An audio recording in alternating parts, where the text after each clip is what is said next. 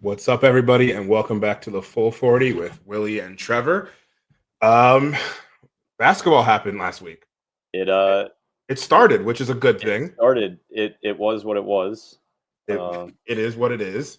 It was what it was. Yeah, we we lost to It Columbia. was the epitome of brutality. Yeah, it wasn't great. Mark Few's son got baptized. Absolutely That thrown actually into made me feel a lot yeah, better. yeah, absolutely destroyed. But yeah, higher like positive notes. College basketball's back, which is fantastic. Spent a lot of this weekend watching games. I watched a lot of Gonzaga between the Baylor Gonzaga game between Gonzaga Arizona State. Was always just locked in, had something going. But yeah, our Wildcats. So you watched good basketball. I only watched good Villanova. basketball. Yeah, I watched some good basketball. Yeah, I struggled watching the opener on my phone because I don't have whatever channels I need where I am right now. Yep. And that was like whatever. We were hoping for a more I don't know, a stronger game, I guess, to open up the season. Like it was fine. Like I don't even. It was a mission accomplished game. Mission accomplished. Yeah, it was like, all right, check that box. Okay, we have Columbia next. No big deal. And then wrap up with NJIT on Friday, and then wait a second. It was we had a throwback to 2012. One of Jay Wright's more infamous teams. History repeated itself a little bit. Columbia's played Villanova 4 times and won in the pavilion twice, I think is the stat. The other time, the more recent time we played them was the 2017-18 season, I want to say. That was at Wells Fargo. That was at Wells Fargo because the pavilion was under construction. But yeah, Columbia is probably one of the few non-conference opponents in like pavilion history, I think, that can probably say they come in and won 2 out of 2 in the pavilion. Obviously, previously it was a way more of a significant, like, okay, everything about the current fandom and everything aside, like the old pavilion just felt like it had an advantage because the court was like cursed and there were dead spots and our players knew like where to direct people to in order to get an advantage of like, oh, there's a dead spot there on the court. If I back somebody down here, or sort of if you're defending, you kind of like guide them to a certain spot, the ball is going to lose its bounce a little bit. And then that's easier to sell out for a steal. Like there were places like that on the old court. Now we have the new court. We don't have the singular student section that just rains down on people like it used to. I honestly think that losing the singular student section was a big mistake in the redesigning of the pavilion, and I understand why it happened. But yeah, we don't have to go down that road. Like it stinks, it happened, but just like comparing new to old pavilion, like I don't know. You're right. We had a more significant home court advantage in the old one. So Columbia winning in the obviously it was the down year or two of the Jay Wright era that they pulled that win off. It was the 2012-13 team, right?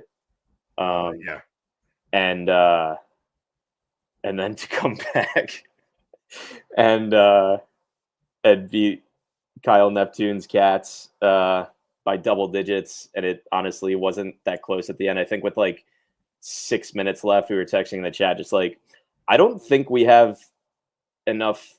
Like, I don't think we're going to be able to score enough to beat when they were only up like 2 or 3. It was like, I don't know if we're going to be able to score enough to hold on to this one. And sure enough, they made plays. We couldn't make shots. Anything like significant from that game that we want to zero in on? From Columbia? Yeah, like I don't know. No. I got something. With about 4 minutes left, a man in his 60s yelled, "I want my NIL money back." And it was quiet enough for my whole section to react. So that was funny.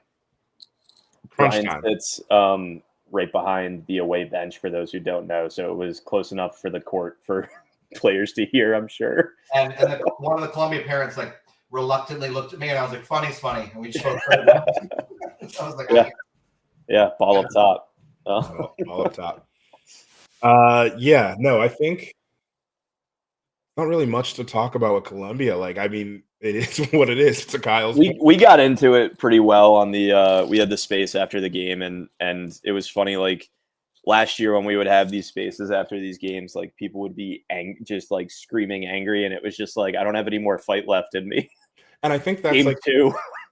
that's like the overarching thing. Like, I mean, so obviously we had all these 3 games: Lafayette, Columbia, and JIT. Lafayette was whatever but a win. Columbia was disastrous. NJIT. And honestly, Palate if we cleanser. took care of business versus Columbia, and then we had the NJIT game, there's probably like a weird amount of optimism from people because the NJIT game was great. Now NJIT is also one of the Horrible. 15 worst teams in the country. So like we did what we were supposed to do to a god awful team. Congratulations. But it's just Columbia. Like Columbia is, I think they're like in the 160s, 170s, 180s on Ken Palm. They're a decent team, but they're still a low major. It was inexcusable, and frankly, it isn't what it is. Like we got outperformed across every facet of basketball, out coached, out hustled, out worked. It didn't matter. We were outperformed. We spoke about, I think I said this maybe on the spaces, maybe on last week's episode, but like our expectation for this program should never fall below being a tournament team. That is a standard that we need to continue to hold. I will stand by that no matter what. We cannot like let as fans our expectation go below that. Obviously teams might not reach that, but like are we reaching that are we performing towards that level? As Villanova, we should always be at least a tournament team, if not like frankly, what Kyle's done the last 2 years is probably the low end of what we should ever expect. Like, that's it. Those are the bad years. But stacking multiple of these up is terrible. And it's just. Are we in the danger zone right now? We're in the danger zone. 3 games into the season. And it was just like, but that's where like I kind of paused because I was like, it's so early in the season. And yes, it's early in the season, and the team is not young, but they're new and they're meshing and all this different stuff. And everybody, come up with your reasons. But like, this was an unmitigated disappointment. Or I don't know, that's the word I want to be using, but it was a disaster, disappointment, just like a terrible performance. And for it to happen so early into the season, of course, as we saw in the spaces, everyone is feeling kind of just like it is what it is, right? And that's the worst place for a program of any program, but especially for a program of our standard to be, where we look at a loss like Columbia and it's not anger, or there's definitely some anger, but it's not like it's just kind of like, hey, this is what it looks like, and like that's bad. And I feel it. Like I did not want to be on that spaces. I was like, I don't want to talk about this goddamn team. I really needed it actually because I just moved for work and I haven't like made any friends where I am. So that was the most human interaction I had all week. So the spaces was very cathartic for me. I'll probably have one again tomorrow. But yeah, no, it was, and just to shift to like, I'm wearing the Big East polo, to shift focus to the Big East at large. Caping for the conference. Yes, we lost to Columbia. Butler lost to, what was that school? Austin P. Austin P, yep. Whose coach was wearing Army fatigues on the sideline. Mm-hmm. I do not think he's currently in the Army. Austin P also has a player on their team who went viral a few years ago for his mixtape in high school because he only has one arm from I think he has like a few inches from his shoulder down on his left. Hansel Emmanuel. Yeah. Absolutely electrifying mixtape. And he plays for Austin P and dunked on Butler several times. So that was kind of like, that made me feel a little bit better because I think that happened after we lost to Columbia. Yep. Seton Hall. And then Seton Hall dropped one to Henry Lowe and Keith Ergo, Kyle Neptune's successor over at Fordham. And what are the Rams cooking? the cool thing, we talked about this offline before we jumped on, but that was, I'm pretty sure, Seton Hall's first loss in their like on campus gym since the non-conference loss since the 90s, maybe like loss at all, because I don't think they play too many of there's no way they play many of their big time Big East games there. I'm pretty sure they're a majority. There's been like a random one. Yeah, there's been Um, random ones happening there, but like, yeah. Yeah, I think it's if Like they're during like COVID. trying to be petty with a certain school in Or COVID, I in think also had Queens. a Yeah. But yeah, like just, it wasn't just us, but as we said last week, how like the middle of the Big East is really like a big question mark. And aside from UConn, Marquette, and Creighton, it was just like, we don't know where everybody else falls. And then we figured there would be Georgetown and DePaul. Turns out it's like UConn, Marquette, Creighton, St. John's, and then a bunch of doo-doo. Everybody else. And not that the bottom teams have been elevated, it's that the mid teams have been relegated. And I think I thought we were going to have more of like the middle fighting and like I thought it would be a lot coming like a last cream year. of the but and like it's a rough start. 2 weeks into the season, this is everybody's like, we had so many UConn fans come on and be like, can you guys please be good again, because like you're making the conference look bad. And that's okay for one or two schools to do, but Villanova is like the name and the brand that can't be like, it's bad for basketball is something that my dad would say, that when Georgetown was falling apart, and that he would say it's bad for basketball that Georgetown's bad. It was a lot of fun for us, and it was funny to watch, but now I don't feel like laughing anymore. No. So I don't know. I mean, we have to put last week behind us. Like the team definitely probably has. As fans, we got to put it behind us. We can always come back to it if and when things go sour. We can always go back to it and be like, it all started there. But I think we got to look ahead to next week. But yeah, so let's give a quick shout to Home Field Apparel, and then talk about, we have the Holy War tomorrow and UVA on Friday. So very quickly, Home Field Apparel is your one-stop shop for all of your school gear purchase needs. We got t-shirts, we got hats, we got sweatshirts, we got crew necks, bomber jackets. There's some really cool football coaching jackets. I got one available, and I believe shooting shirts and new drops coming this fall. Home Field Apparel has any school you could possibly want. I'm buying stuff from other schools because it looks like Eagles colors. You can get anything under the sun. Villanova, we think a new drop's coming for us. You're going to want to use code Nova Insider for 15% off your first purchase with Home Field Apparel. That is your first purchase under an email address. So if you've made a purchase in the past, maybe you have a second email. I don't know. I don't make the rules. But seriously, check out Home Field. Great quality stuff. Very cool retro logos. And yeah, tell them Full 40 sent you. So we have the Holy War in like 20 hours. Yep. Tips off at 5 p.m. in Hagen. St. Joe's on campus. And what do we think here?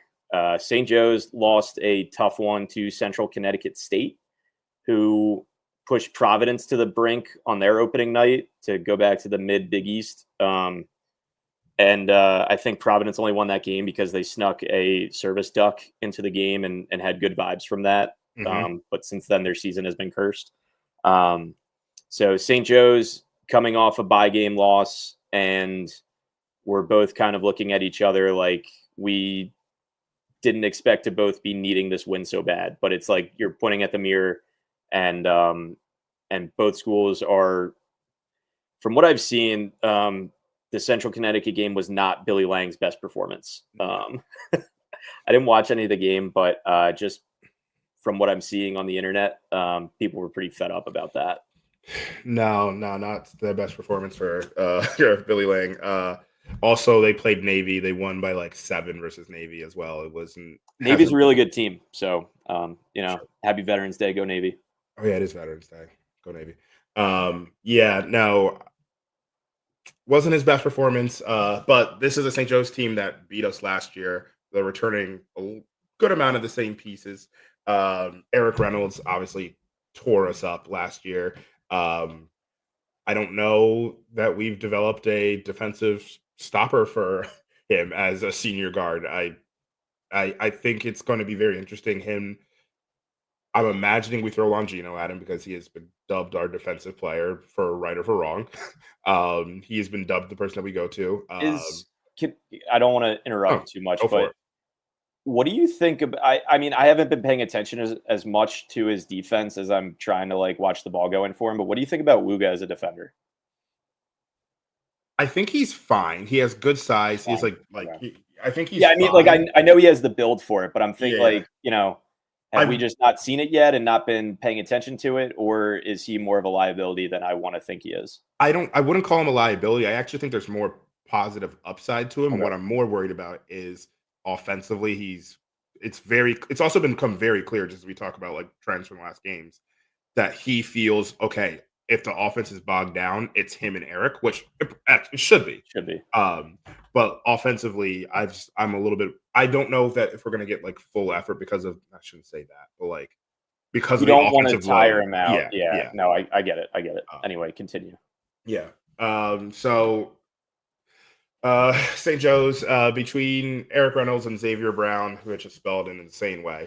Both of those two we're gonna have our hands full in the backcourt. They still have some size with what's his name, Justice Agabor and Rasheer Fleming. Rasheer Fleming's the main one that I was thinking about. There's size there. There's just going to be. I mean, it's St. Joe's in Hagen. Like we've seen this time and time again over the last 60 years, however long this has been going on. This isn't going to be fun. It's still early, so like this St. Joe's team like gives up a lot of offensive rebounds early. Like they turn the ball over.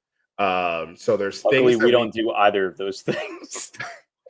they haven't been shooting well from three, but like it's also tough because it's like it's still so early to really make any huge inferences on like who these teams were, or who these teams are. So I'm still like going on what we know from last year. Like it's going to be a guard led team by two guards between Reynolds and Brown.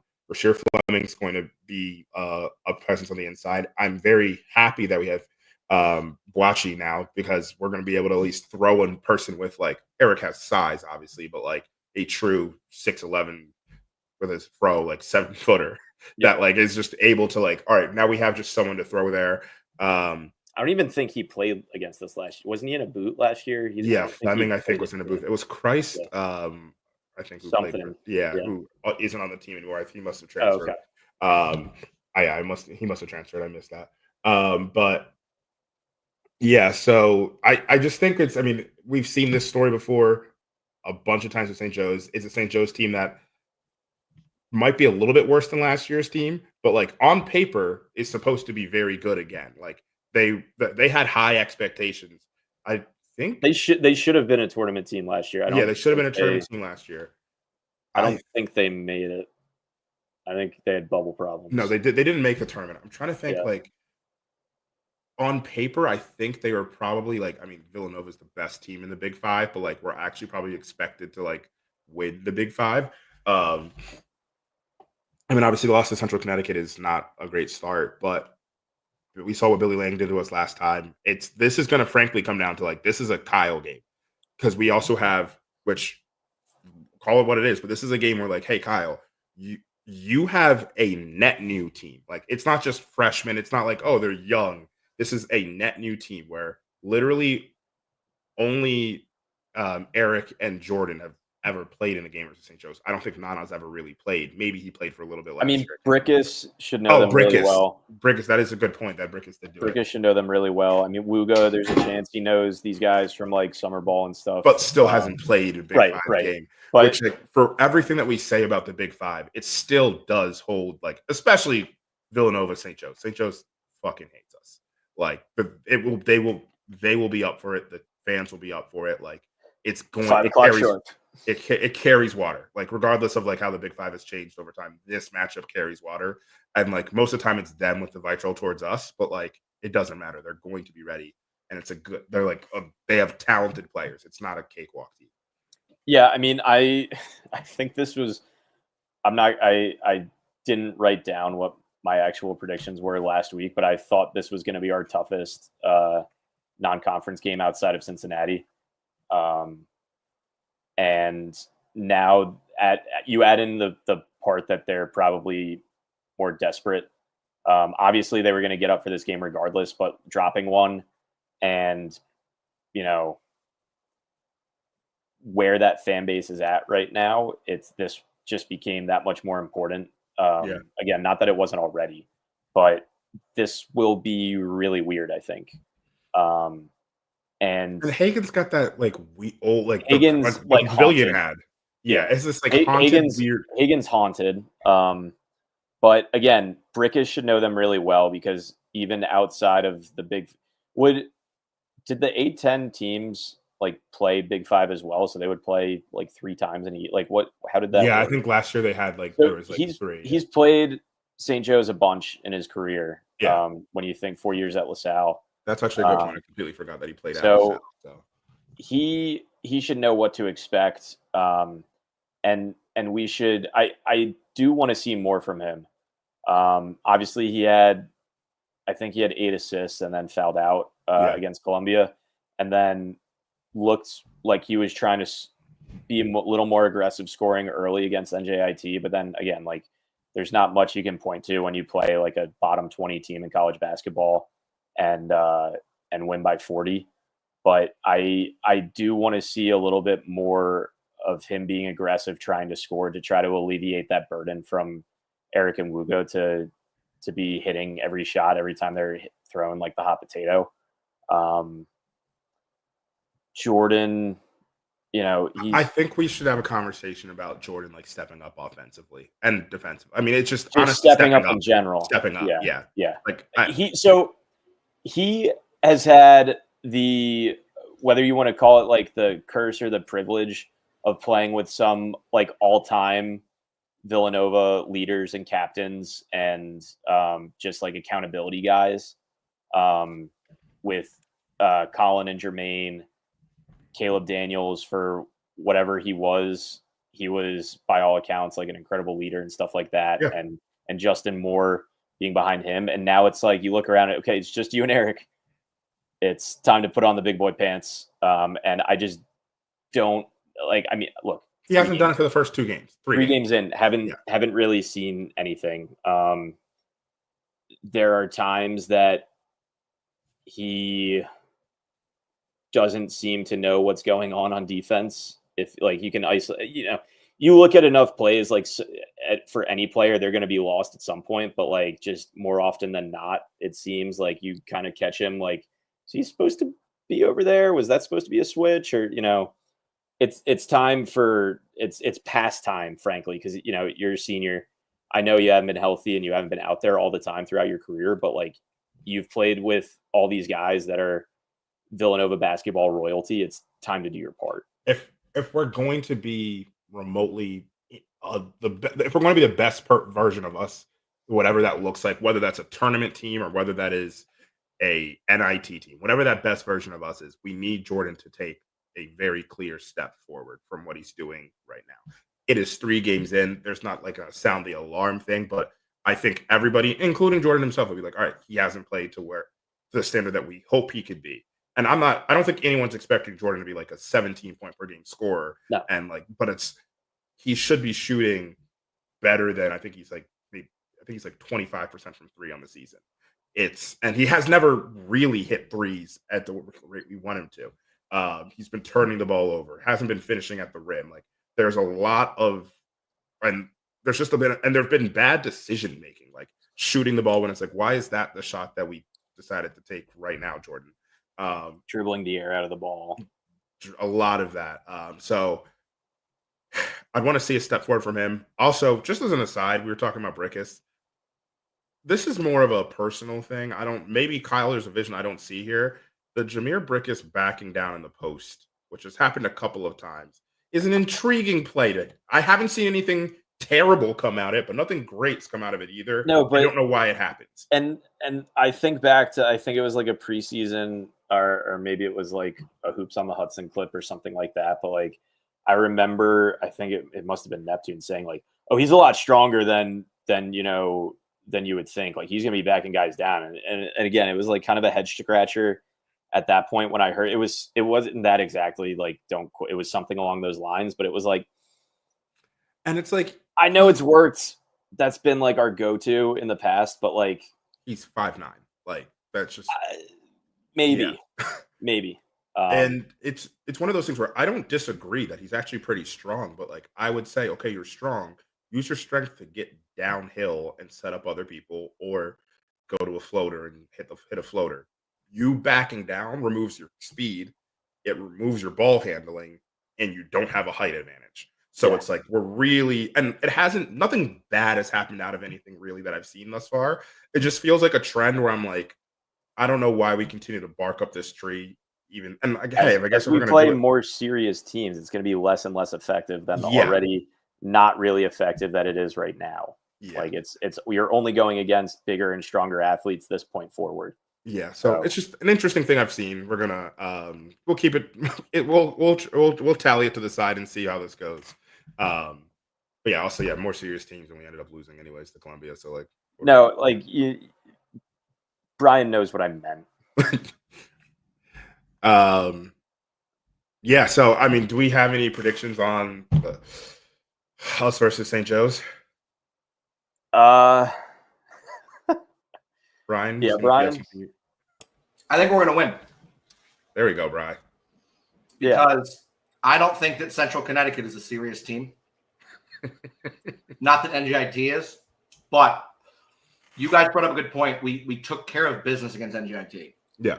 There was like Willie wasn't able to watch the game because of prior commitments. And at one point we were down by 6. And I was like, yo, we're down by 6.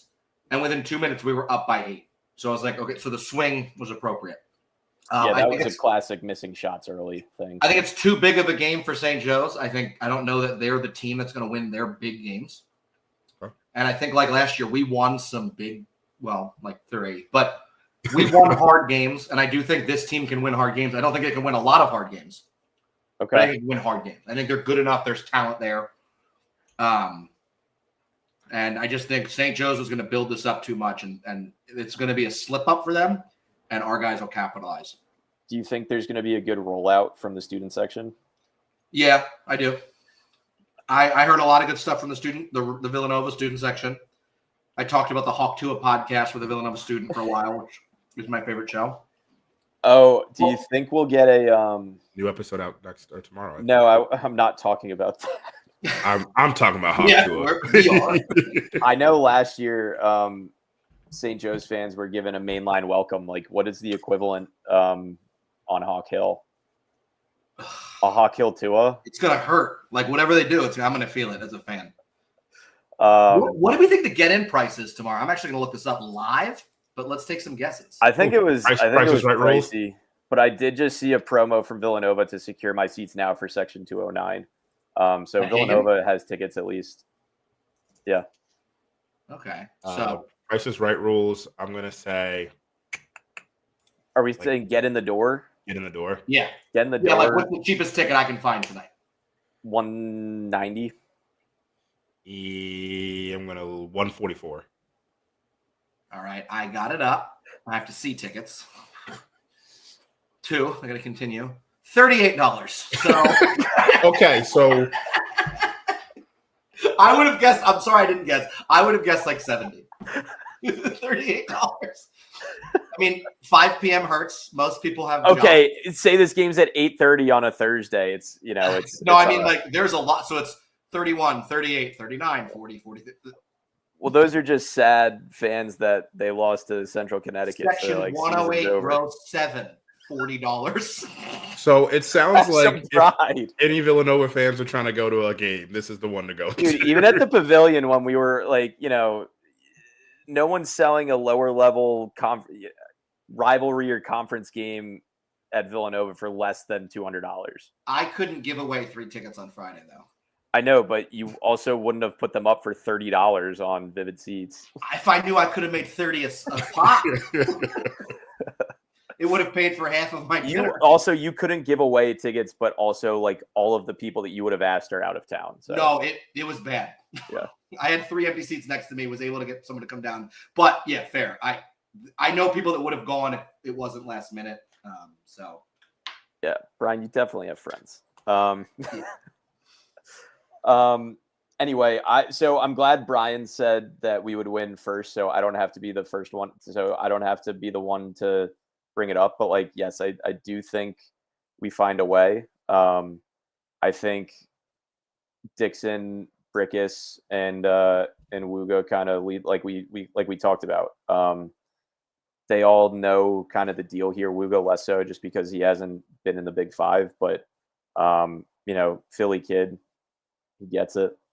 Eric Dixon, I don't think ends his career against St. Joe's with a loss, I want to say. So I'm just going to do what the nerds say. Ken Palm says we lose 76-72. So I'm going to follow what Ken Palm says, 76. Oh, wait, actually, they say we win. I'm on St. Joe's. Oh, okay. So we win 76-72. I'm still going to say we lose 76-72. Clean sweep. Yeah. No, I mean, look, I fully expect it to be like the worst game to like. I already know how difficult it's going to be to try to watch it. And I'm not expecting it to be a fun game to watch. Is it on CBS Sports Network again or whatever? I don't know, but like it feels like a game like that. 5:00 start on a Tuesday. Like it's not a good recipe for me. We'll see. If like you said, this comes down to Neptune versus Billy Lang, it's like, we like Brian said, we have won big games in the past. This constitutes as a big game because of how we played our second game, and now this one matters a lot more than it would have before. Not that it wasn't going to before, but you really have to show up now for the rest of non-conference to not be a joke. And, it is CBS Sports Network. Sorry, I had to. That's awful. Well, the first thing when I pulled it up on Google, it said Fubo TV streaming. I said that. And I said no. Got to renew your Flow Sports subscription. I said there's not a chance in hell this is real. No, it's CBS Sports Network. I'm sure you can watch it on Fubo TV. But I was like, that cannot. Yeah, I'll try. That's probably what you get. Anything else about St. Joe's before we talk about no the ghost of UVA? Let's talk about the quitters over at UVA. Yeah, so obviously we talked about this in our previews and stuff, but UVA no longer coached by who was the handsomest man in college basketball since Jay Wright. You looked like you were about to like fact check me on that one, Willie. I know you were looking at your watch or something, but no, yeah, okay. As I said that, you looked offended. Who's more handsome than Tony Bennett? It has nothing to do with their handsomeness. I just realized they had a game today, so I wanted to see if UVA lost. They won 62-45 versus Coppin State. Brian, you're muted. Brian, you're muted. I think Henry Lowe is the most handsome college basketball coach. You hear that? Okay. Head coaches. In a few years, Henry Lowe will be the most handsome college basketball coach. Shout out Hank. But yeah, so obviously Tony Bennett's no longer coaching. I do not remember who the interim coach is. Ron Sanchez. Is that a long-time associate head? Mm-hmm. Okay. Handpicked successor. Yep. Those always work well. Yeah. How can it not work out? It's almost like Tony Bennett left them with no choice but to go with his guy. Anyway, I digress. So since that announcement, they've also lost a few current players or recruits or both? Both. Okay. So some key transfer acquisitions from the offseason went back into the portal basically because they had their 30-day window. So UVA is playing a few men down from where they thought they would be in September. So how you seem to have their page up. How has their season gone so far? So they've played 2 games. They beat Campbell by 9. They beat the Camels, my Camels that I talked about on last episode. Like the college Camels? No, the Campbell Camels. Come on. And then they just beat Coppin State like 30 minutes ago by like 22. Nothing, or 17. Nothing that wild yet. Very different. It's still UVA. They play a worse pack line defense. So obviously we remember like the UVA of like 2014 and 2019, which was stifling defense, NBA players, a lot of talent. They still do it. It's a little bit worse. Tony Bennett has kind of changed things up over the years, but I mean, this is a team that's kind of in disarray. Let's call it like their coach just left. They've had, I think, Worley hit the transfer portal. Jalen Worley, he was a transfer from FSU, and I think he hit the portal. He hasn't played yet this season, to my knowledge, unless he played today. They've had it's a team that is literally in transit. It's figuring it out. From what they do have, players that they do have, Isaac McNeely is probably the biggest player that they had. The biggest, best. He's a guard, about 6'3", 6'4". Their point guard, he's been there for a bit. Junior, yeah, I think he's a junior. And then Andrew Rohde has also been there. He was at he transferred in last year, played there, another point guard. Those are like two of their bigger players. They had a good recruit, what's his name, last year, or transfer from Duke, TJ Powers. So he went to Duke, TJ Powers at UVA. In terms of talent, that's such a Duke name. It's a really Duke name. I'm surprised he didn't play lacrosse. It's still time. Yeah. But he's also 6'9", so okay. Yeah, he transferred from Duke, big wing. Obviously, every Duke player has a lot of buzz around him coming in. He didn't do anything much at Duke. Had a kind of garbage first game. I haven't seen the box score for the second game. I haven't watched much UVA basketball this year because they're bad and sad. Yeah, I think sad's a better way to put it. But it's also it is a high major team that, once again, we're facing them in a neutral site at the Hall of Fame Classic, I think is what it's called. Or it's not the Empire. It's Hall of Fame something. Whatever it's called. It's at like 5 p.m. in Baltimore. It's at 5 p.m. in Baltimore. I will be there. I'm getting in. Yeah, I'm getting into Baltimore. What's the get in the door price? $38? No, the get in the door price was like $64. Okay.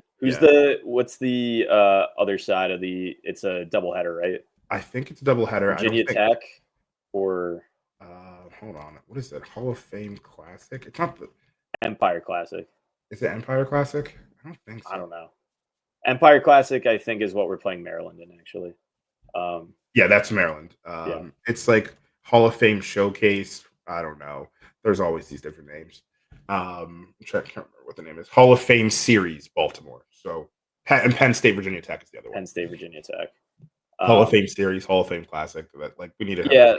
So, again, this is another one of those that the hype kind of died when Tony Bennett retired, because like it wasn't the same team that it was going to be, obviously, that it was billed as, and then we go ahead and drop a bye game, and it's just like there's no juice.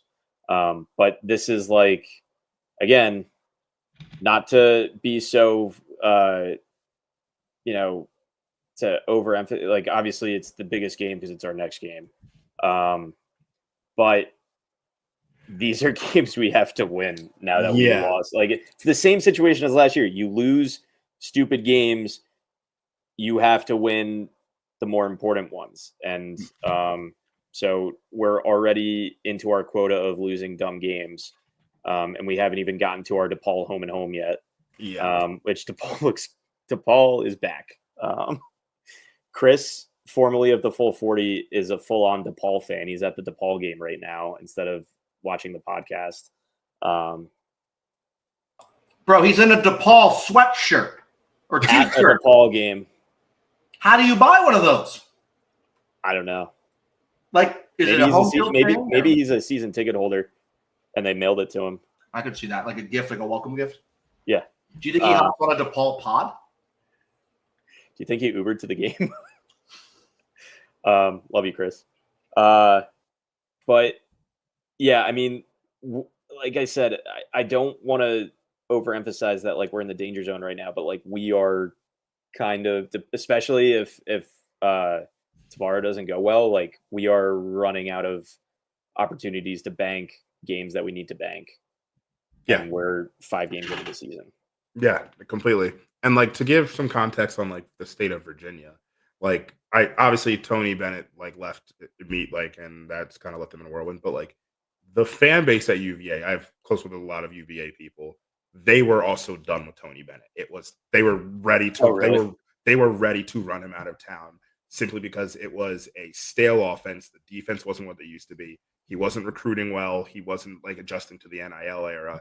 So a lot of things that sound kind of familiar. There's a lot of things that kind of we've heard, but they were like one of my good buddies is a big UVA fan. He was like across the board, like they felt it was time. Now, did they think it was time 3 weeks before the season started? No, not at all. But he was. I mean, he's been calling for his head for like 2 seasons now. Okay. And so I think there's an opportunity for them to like restart, but like that just means for us right now, there's a chance to capitalize on a team that has lost talent. That I don't know anything about Ron Sanchez as an assistant coach. Like he's not one of the names I know of. Like I know nothing about him as an assistant coach. I'm going to assume he's adequate because I'm just going to say, hey, you got the job, you whatever. But this is a game that we should win.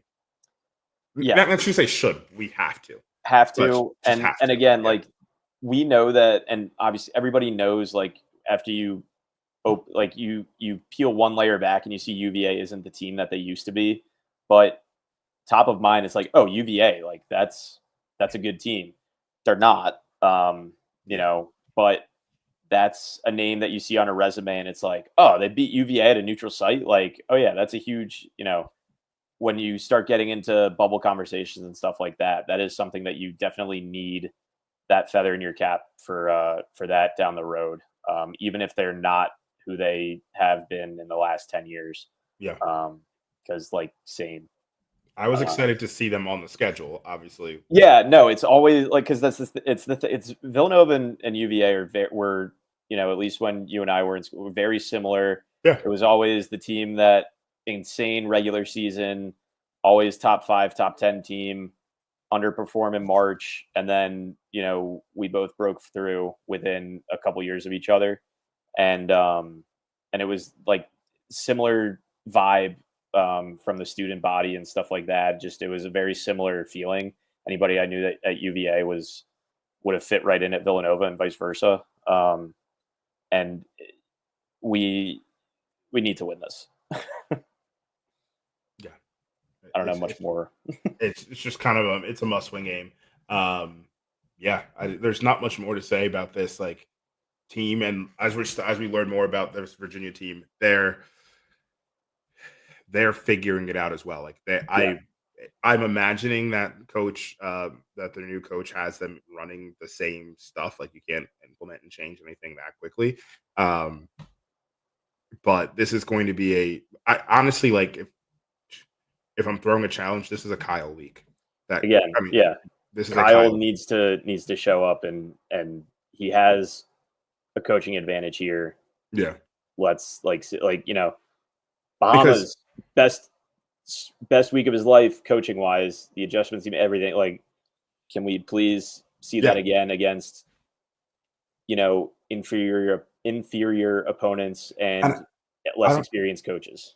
I don't even want to call them inferior opponents almost, because like they are, but like we have more talent, but like in theory, like they can beat us on paper. College basketball, anybody can get hot, and obviously we lost to Columbia, so clearly you can also beat us on the court without even getting that hot. Yeah. But it's just these are the games that Kyle needs to be able to scheme up, and it's like, okay, no, our talent gave us like a 2-point advantage, but Kyle gave us a 4-point advantage, or vice versa. Maybe it's our talent gave us a 4-point advantage, and Kyle got us an extra 2 points that really like stood out over the course of the game. These are the games that Kyle needs to like step up and win, and he's aware of that. I know, and I think my keys for both of these is our bench. Like we know what we're gonna get from Eric. We have an expectation for what we can get from Wooga. We sort of reluctantly know what we're going to get from Jordan. Yeah. Bocce, he's a walking double-double potentially. But the biggest thing about Columbia was like our bench got destroyed compared to theirs. Like they ran 2 platoons basically. So the bench scoring, this goes back to last year too. It was an issue. Like we couldn't we had so many times that it would be the starters, and then like maybe you'd get a boost from Hausen or Hakeem Hart or whoever was making a couple shots that night. Like I want to see Chris Parker get involved. I want to see Mosley get involved. I want to see Perkins make some shots. Another guy with Big Five experience that I think we left out.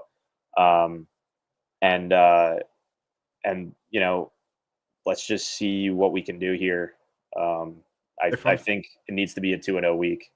Yeah, definitely does. If I'm thinking about like talking about the bench scoring, Perkins can step up a little bit, but like if he gives us more or less what he's been giving us a little bit, like that's fine. But I think there's a lot of opportunity for Chris Parker to really like make an impact, and Mosley, but like the way Chris Parker plays, like he's kind of more of an offensive firepower person than Mosley, who as of right now has kind of fitting into the team and like figuring out where it is. Where I feel like Parker has been more of like.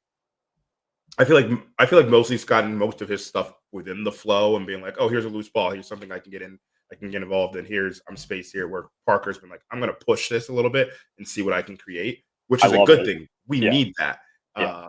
And so being able to see more of that from him versus NJIT, he got a couple of threes or 1 3. Was it a 3? I think he hit a 3. He had a dunk. What should have been a second. He got fouled pretty bad on another attempt that would have been like my instant Shaq play of the week. Because it would have happened in a win instead of what we will probably get to in the Columbia game. But I liked his aggressiveness every time he touched the ball. And that's like what you throw these freshmen out there and it's like, all right, do something to show me that you should stay on the court. Because I have 3 other guys here that are looking for an opportunity too, or 2 other guys here because the NCAA hates us. We should actually find out on the Matt Hodge situation on Wednesday. So after the St. Joe's game, we'll know by UVA if he's able to play or not. I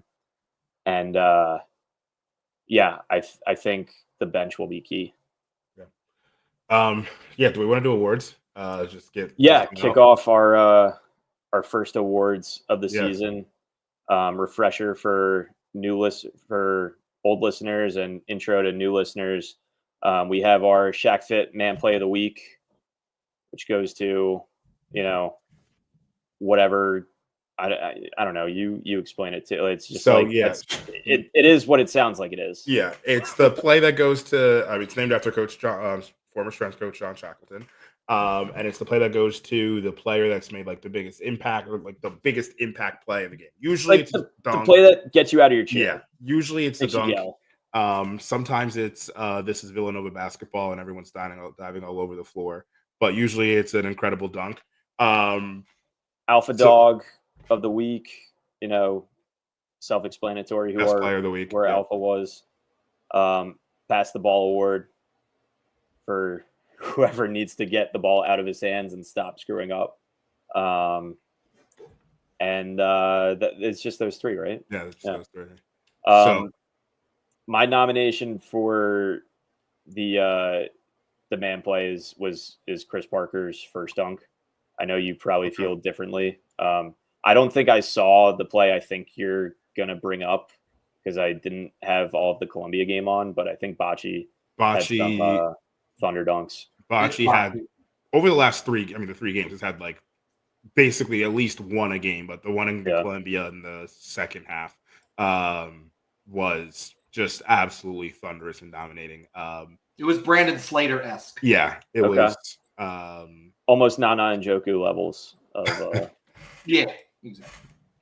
So that definitely be my nominee for that is he's done a couple, but there was one early in the second half where it was just a thunderous, like rip, gather, and just like absolutely obliterate. Which is what he's there to do. Yeah. Like, and Villanova has never had like, not, I don't want to say never, but like we've been looking for somebody to like, Eric has been great at like, yes, offensive rebounds and getting the ball back up, but he doesn't have like the athleticism almost to just do those thunder dunks on people's heads like that, just like off 2 feet. Let's call it like, I don't think we've ever had that at that size. Pascal could do it, but he wasn't that big. Right. Omari wasn't that big. But yeah, still wasn't as big. We're going back to Yeru for something.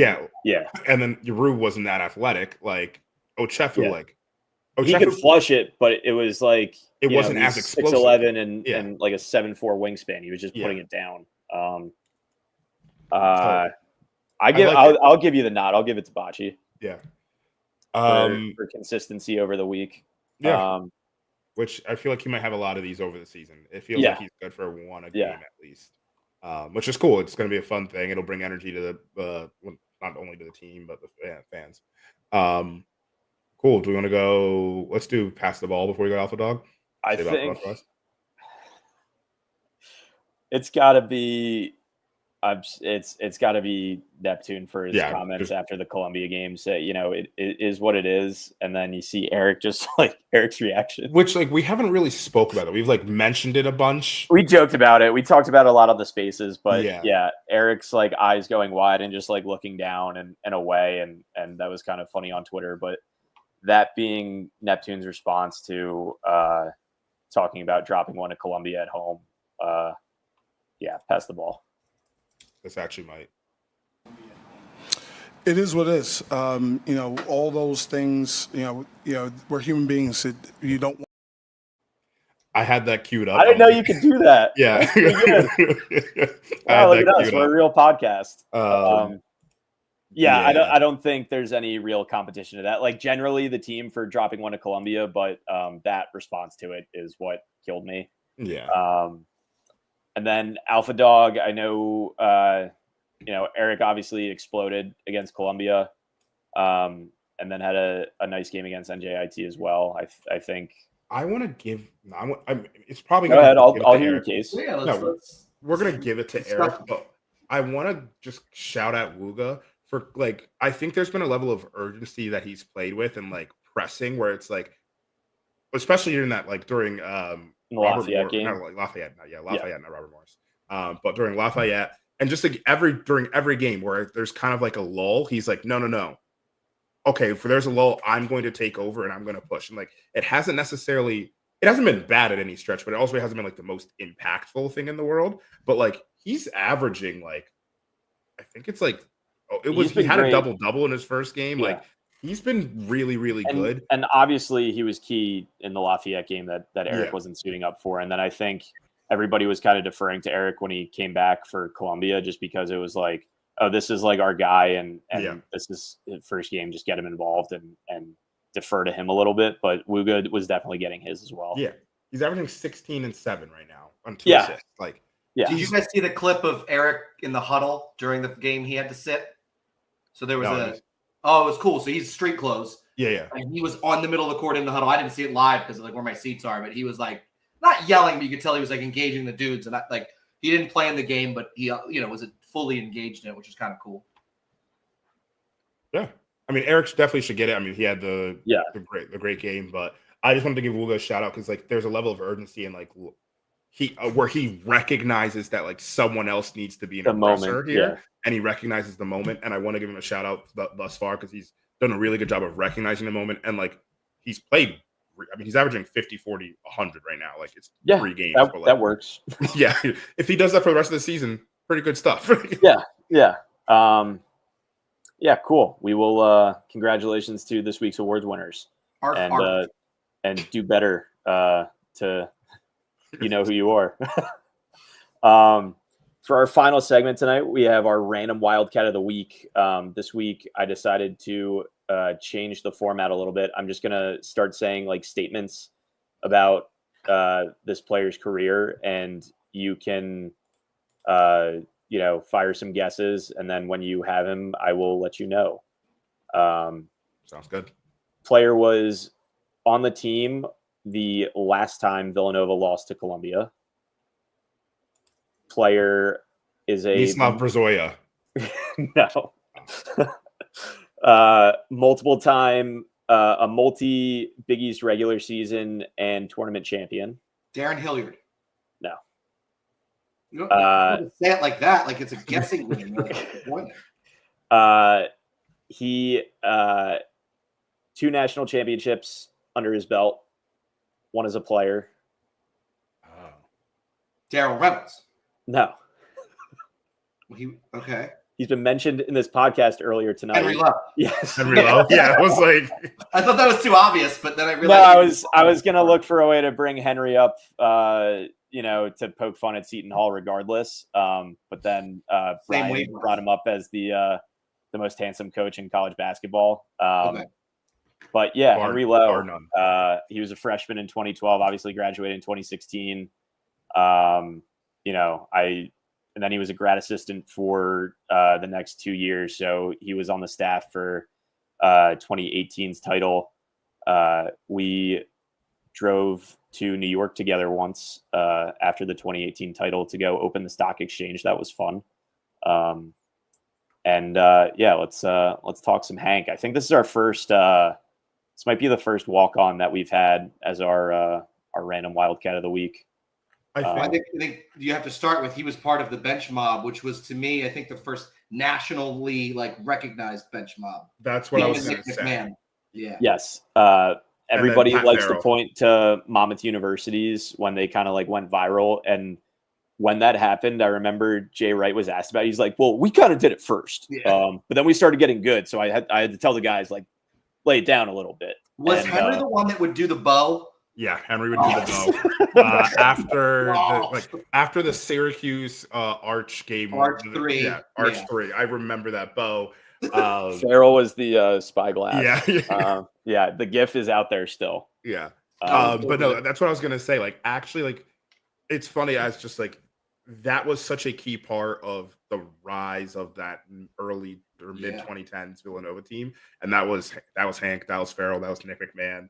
Eventually Kevin Rafferty coming in a little bit later. I got nothing but love for Hank. He's the best. And just be a huge part of the bench mob. Did he score? I want to say he scored his senior they all year. scored. I think they all got baskets at some point. Yeah. He might have scored in the tournament if I remember correctly. He definitely hit a 3 senior night against DePaul. Okay. I'm pretty sure there's a video of him hitting a step back 3. There's one where Daryl and Mikhail or Daryl and Josh are in the background, and whatever walk-on hits it, they go. I think that's Pat. Yeah. I think that's Pat. I think it's Pat. There is a night where I might have that clip, so keep talking for a second. Are you? You might be thinking of 2018. I'm thinking of Tom Liebig. That was Liebig and Denny who had the jumpers. Yeah. Versus the ball. Whoops. Sorry, guys. You all kind of blend together for me. But yeah, 2013, 2014, drained his first career 3-point free goal versus a win versus Ryder. So he did, we play Ryder in a few weeks. All right, I do have the clip. Oh. But Willie, you're gonna have to walk me through upload it. Yeah, upload it to the brand and then same way.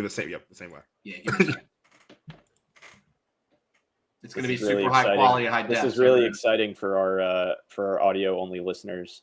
We're finally one of those podcasts that plays clips. Yeah. And, true. Whoever's driving to work is like, I bet this is really cool. That's how we know we made it. But yeah, like I said, crazy accomplishments. Being a member of that team, obviously scout team for the Final Four run that year. Grad assistant for a couple years. Had I think it was was it a private equity or some sort of? It was He worked at a startup. It's some type of thing that was working with hoop stuff to help, or the goal I think was athletes, trying to build generational wealth while you're playing, as opposed to just whatever else. And then got into coaching with Neptune at Fordham. Yeah. He was he was a video ops coordinator on Kyle's Fordham team, and then stuck around and was promoted to an assistant coach, I think, this season. And yeah, they big win against Seton Hall the other night. So shout out Hank. Right. So it froze on me trying to add the. That's okay. We'll post it. We'll tweet it out. Yeah. Yeah, Twitter's cool. It's gonna Yeah. freeze me again, so I'll be back. We'll tweet it out. But no, I Twitter's like this, cool. Trevor. I like this format. Keep quizzing us. Yeah, this was we'll do it this way from now on. That way I don't have to think of somebody before the show and I can just find somebody and read the Wikipedia and make it sound like I knew what I was talking about beforehand. Yeah. Definitely not what I did today. But right. yeah, we will I think that's that's gonna be it. So obviously we have St. Joe's today or tomorrow, UVA on Friday. And then I think we're off until when are we playing that? We got Penn next Tuesday. Is it Penn next Tuesday? Okay. yes, we'll be back Monday. We'll be back Monday to talk time. about Penn and Maryland because Maryland's going to be on Sunday for the Hall of Fame or for the Empire Classic, Empire Hall of Fame. They're all the same. The Hall of Fame Series Classic of Empires. So we'll be back. We'll be back next Monday. We'll be back next Monday. It's time to go. All right. Well, we'll talk to you guys on Monday. And as always, let's go Nova.